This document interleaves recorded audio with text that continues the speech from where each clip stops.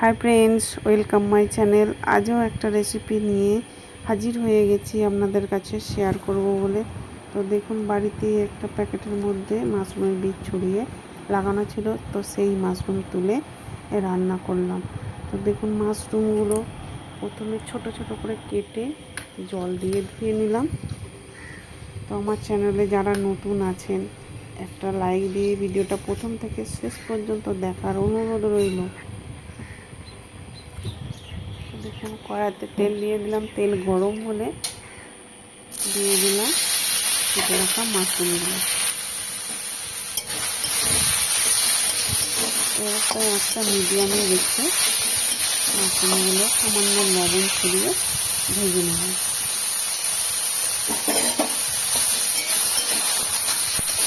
মাশরুমগুলো ভাজা হয়ে গেলে এরপর তুলে নেব।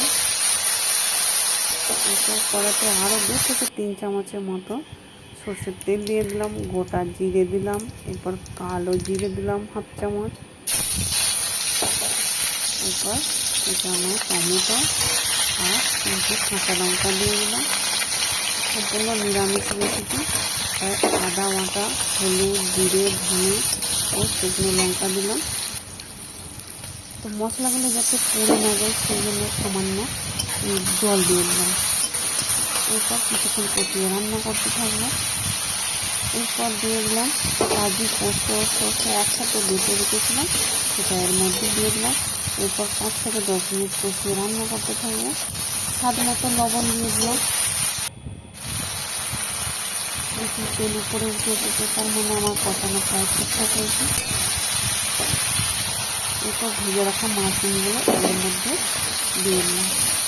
তো যারা আমার ফেসবুক পেজ থেকে দেখছেন, পেজটা অবশ্যই ফলো করে দেবেন। আর যারা আমার ইউটিউব চ্যানেল থেকে দেখছেন, একটা সাবস্ক্রাইব করে পাশে থাকা বেল আইকনটি প্রেস করে অল করে রাখতে পারেন।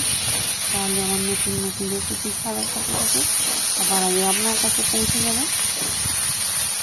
তো দেখুন, এরপর জল দিয়ে ঢাকা দিয়ে 8 থেকে 10 মিনিট রেখে দেবো। আঁচটা মিডিয়ামে রেখে রান্নাটা করতে হবে।